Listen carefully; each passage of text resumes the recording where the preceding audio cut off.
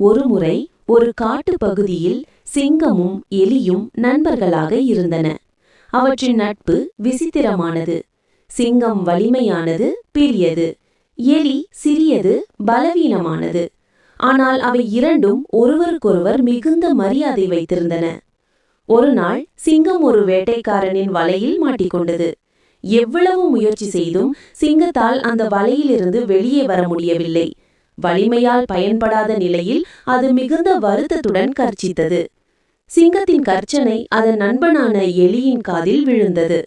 உடனே எலி தன் நண்பனை காப்பாற்ற ஓடோடி வந்தது. வலையில் மாட்டிக்கொண்டிருந்த சிங்கத்தை பார்த்து எலி, "நண்பா, பயப்படாதே, நான் உன்னை காப்பாற்றுகிறேன்" என்றது.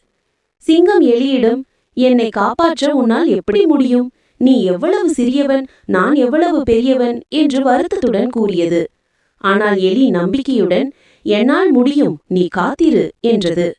எலி தனது கூர்மையான பற்களால் வலையின் கயிறுகளை கடிக்கத் தொடங்கியது. அதன் சிறிய பற்களால் பெரிய கயிறுகளை மெதுவாக கடித்து அறுத்தபடியே இருந்தது. சிறிது நேரத்தில் பல கயிறுகளை அறுத்ததால் சிங்கம் வலையிலிருந்து தப்பி வெளியே வந்தது. சிங்கம் எலியை பார்த்து, "நண்பா, நான் உன்னை சிறியவன் என நினைத்தேன். ஆனால் நீதான் என் உயிரை காப்பாற்றினாய். நன்றி" என்று கூறியது.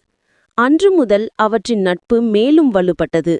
இந்த கதையின் நீதி என்னவென்றால், ஒருவரின் உடல் அளவை பார்த்து எடை போடக்கூடாது.